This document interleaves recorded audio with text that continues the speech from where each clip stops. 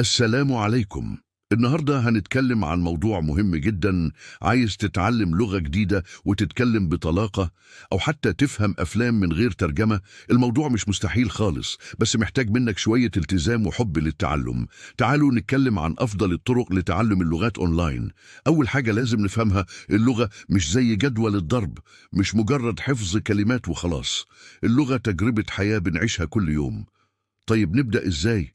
أولاً، سيب عنك الطرق التقليدية المملة. مفيش داعي تقعد تحفظ كلمات زي الروبوت.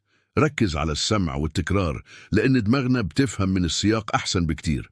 في تطبيقات رائعة زي هيلو توك وتاندم، هتلاقي ناس من كل حتة في العالم عايزين يتعلموا لغتك، وانت كمان تقدر تتعلم منهم. وفي منصات محترفة زي إيتوكي وكامبلي، هتلاقي مدرسين متخصصين هيساعدوك تتقدم بسرعة. عايز تتعلم مجانا؟ دوولينجو هيكون صديقك المفضل. التطبيق ده هيخليك تتعلم وانت بتلعب، وكل يوم هتلاقي نفسك بتتقدم خطوة. نصيحة مهمة: ما تخافش من الغلط، كلنا بنغلط وبنتعلم. المهم انك تحاول وتستمر.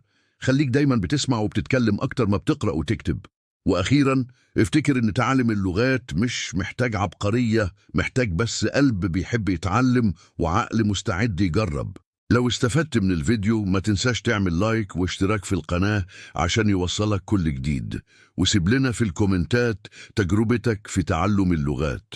شكرا ليكم، وأراكم في الفيديو القادم.